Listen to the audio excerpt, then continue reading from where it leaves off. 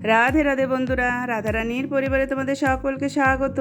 আজকে আবার চলে এলাম নতুন একটি রেসিপি নিয়ে। তো চলো রাধারানীর আশীর্বাদ নিয়ে চলে যাই রান্নাঘরে। আজকে রাধারানীর রান্নাঘরে তোমাদের সাথে শেয়ার করব কুদ্রির রেসিপি।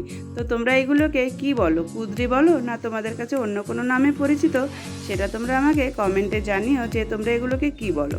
এবার এই কুদ্রিকে আমি ভালো করে পরিষ্কার করে ধুয়ে এরকম ঝিরিঝিরি করে কেটে নিয়েছি লম্বা লম্বা করে। এবারে কুদ্রি রান্না করার জন্য যেই মশলাটা লাগবে সেই মশলাটা তৈরি করে নিই চলো।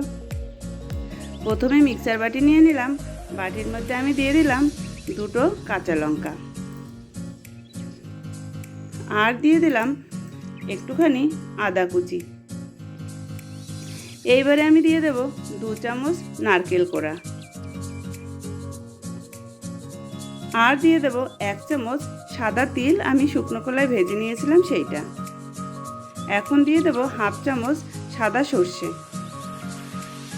এখন দেব একটুখানি ছোটো চামচের 1 চামচ জিরে গুঁড়ো, সামান্য লবণ, পরিমাণ মতো জল দিয়ে এবার ভালো করে মশলাটাকে একটা মিহি পেস্ট তৈরি করে নেব। তো চলো মশলাটা তৈরি করে নিই।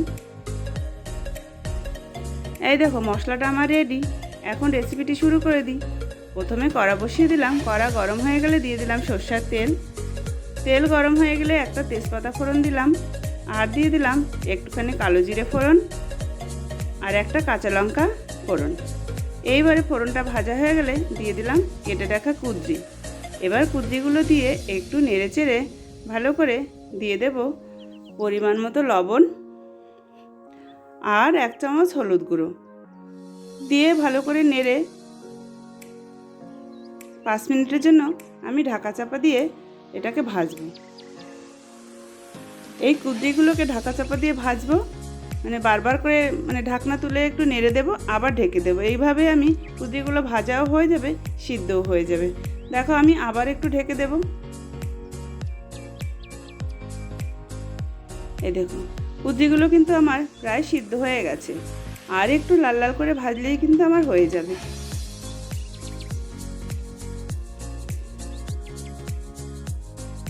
কুদ্রিগুলো আমার ভাজা হয়ে গেছে।